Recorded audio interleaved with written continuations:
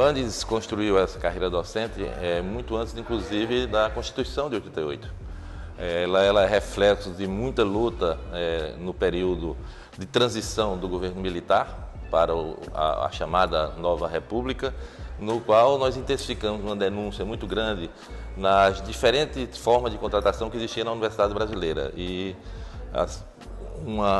como resultado dessa luta, nós tivemos exatamente o PUCRES, que era um plano de retribuição em cargos e salário que dava toda uma organização à nossa carreira. Então, ele é pré-Constituição de 88, quando antes ainda nem sindicato nacional era, porque ele só passa a sindicato em 89, após a aprovação da Constituição. Então, esse plano era um plano que definia claramente as competências do trabalho docente e tirava como indicativo e regime de trabalho preferencial a dedicação exclusiva. Então, o Andes lutou durante toda a sua existência pelo regime preferencial de dedicação exclusiva. E eu diria que hoje esse é o principal ataque à nossa carreira, é a destruição do regime de trabalho de dedicação exclusiva. Então, esperamos que, a partir dessas lutas constantes que nós teremos que travar daqui para frente, consigamos manter e fazer com que o regime de dedicação exclusiva na Universidade Brasileira permaneça como elemento central para a defesa de concepção de universidade que nós defendemos.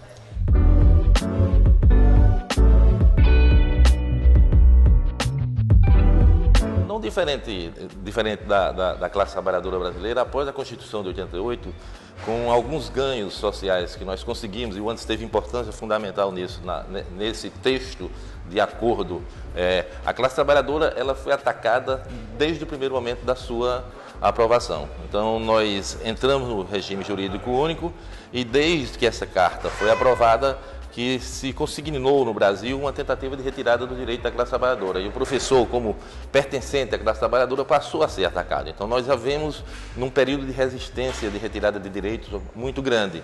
Retirada dos anuênios, a licença sabática, vários aspectos que nós tínhamos garantido no regime jurídico único, também associado à própria carreira em si. Mas a gente pode dizer que o ataque central ele se amplia agora já nos anos 2000.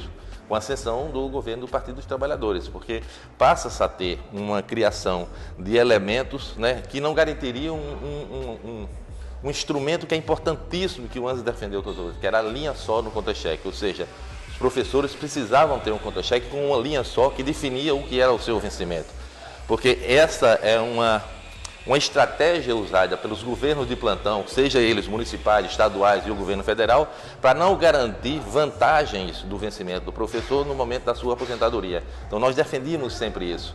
E o governo que entra de 2003 para cá começa a tratar os reajustes que estão garantidos no artigo 37 da Constituição para o serviço público de forma separada, em tratamento de negociação de carreira, associando isso a um suposto reajuste e cumprimento da Constituição. E isso levou a uma construção, hoje no serviço público, do enorme grande de carreiras, e a dos professores, infelizmente, elas foi atacada. Então, o Andes sempre defendeu a carreira única para os professores brasileiros do ensino superior, desde o EBTT, do ensino privado, do ensino municipal. Essa é a nossa defesa que está no caderno 2.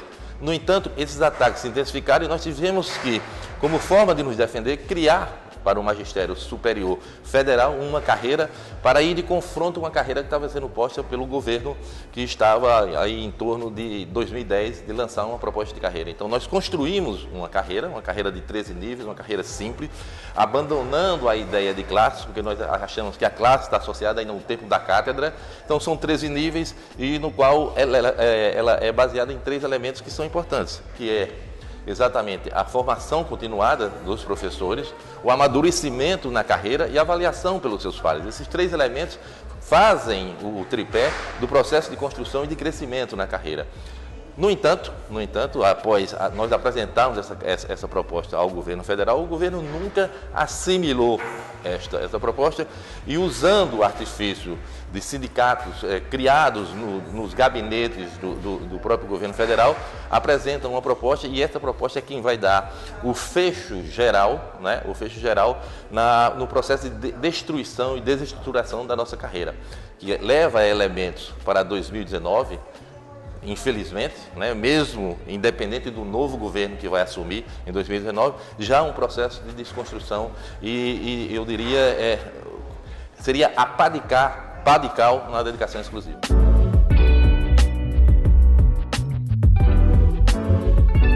Bom, retomando um pouco 2019, é bom que a gente compreenda, né, que nós temos 3 leis de 2012 para cá. Então, 3 leis, a de 2012 que ela mexe no PUCRES, que é lá de 87, e depois nós tivemos mais 2 leis que tentam dar diferenciações ou como dizem alguns, tentou desestruturar menos, né? Então, nós passamos de um período no qual foi criado um tipo de compensação financeira pelo professor pela sua formação continuada, pelo seu doutorado, seu mestrado, que chama-se RT, retribuição para garantir esse espaço de formação continuada, e o RSC no EBTT, né? Então, esses elementos, eles obedecem a uma anomia, né? Você não tem lógica nessa compensação, ou seja, o teu doutorado, o doutorado do professor da carreira, tanto de ABTT como do magistério superior, estaria associado ao nível em que ele estava. Ou seja, a lógica é que você tivesse um percentual associado ao vencimento básico, que já é diferenciado. Você está num nível, então tem vencimentos diferenciados. Isso em 2012. Eles disseram que ia consertar, e em 2012 eles cometem uma nova barbaridade, porque esta retribuição por titulação agora vai estar associada ao regime de trabalho, ou seja, o professor vai ter uma valorização do seu doutorado dependendo do regime de trabalho que está, se ele é T20, T40 ou dedicação exclusiva, que é uma aberração sobre isso. Isso é um dos elementos da desestruturação. O outro, que é o mais grave, e que eu já me referi anteriormente, é a questão da dedicação exclusiva. Além de você ter agora uma relação que é de origem do PUCRES, ou seja, quando nós criamos a dedicação exclusiva, o debate era, se você vai ser dedicação exclusiva, você precisa ter uma compensação financeira, porque você não pode ter outro emprego. Então, já em 87, nós discutimos que essa gratificação ela seria 3 vezes o salário do T20, ou 50% do T40. Isto é o que vai dar e vai apontar em 2019 para o fim da dedicação exclusiva. Porque em 2019, essa relação, que inclusive cresceu em 91 nós passamos, depois de uma greve muito intensa no governo Collor, nós passamos para 3,1 essa relação. Ou seja, o salário do professor T20 é definido como gerador da malha salarial da carreira. O professor de dedicação exclusiva receberia, porque ele não pode ter uma outra atividade fora da universidade, 3,1 vezes o salário do T20. Em 2019, esse processo construído através de um modelo matemático do governo que saiu, eu me refiro ao governo do Partido dos Trabalhadores, e esse governo vai nos dar em 2019 uma relação que vai ser o salário da dedicação exclusiva vai ser 2 vezes o do T20, ou seja, é uma redução salarial histórica nos vencimentos do professor a partir do processo que gera a sua malha salarial. Ou seja, em 2019 as pessoas vão dizer, eu sou dedicação exclusiva, mas recebo como um professor T40. Isso na lógica capitalista, quem trabalha 20 horas ganha 100, se trabalha 200, se trabalha 40 horas vai ganhar 200. Ou seja, nós não vamos poder mais ter outra relação fora da universidade, mas estaremos ganhando apenas 2 vezes o T20. Isso é o que de mais grave que nós vamos ter em 2019.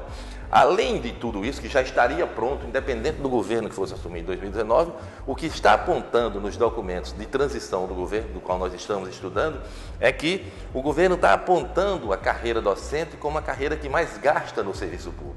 E isso, dependendo da forma como for discutido com a sociedade, pode viabilizar a carreira docente, que já tem outras ameaças. Então, nós precisamos entender que se a carreira dos professores, aí englobando aposentados, pensionistas, gasta em torno de 5 bilhões por ano, no entanto, os militares gastam 65 bilhões por ano. Então, nós precisamos discutir. Os juízes gastam, e têm um salário médio de 24 mil reais, gastam menos do que o professor. No entanto, os professores são 220 mil pessoas. Os juízes são apenas 16 mil. Então, nós precisamos fazer esse debate com a sociedade para que ela compreenda e que possa fazer. Agora, associado a isso e também como reflexo de todas as outras coisas que foram aprendidas, por isso que a gente está falando das perspectivas, nós vamos ter a emenda constitucional, que não vai garantir concurso público, as organizações sociais que foram reconhecidas pelo Supremo Tribunal Federal, tá certo? A reforma trabalhista com trabalho intermitente e a terceirização ilimitada. São 4 elementos que vão ter influência muito dura dentro da universidade brasileira. Porque a partir do momento que, além de todos esses detalhes que eu estou falando, que você não tem concurso público, Esses elementos vão facilitar a contratação de professores através de organizações sociais, de trabalho intermitente, na tentativa de dizer que é para salvar a situação da falta de professores. Então, a luta que nós temos pela frente nesse enfrentamento para salvarmos a concepção de universidade laica, transparente, que tenha o apelo da sociedade como sua origem, para que você possa elaborar conhecimentos e ensino para diminuir as desigualdades sociais no Brasil, precisa ter essa concepção de universidade e a gente tem muita luta pela frente para enfrentar.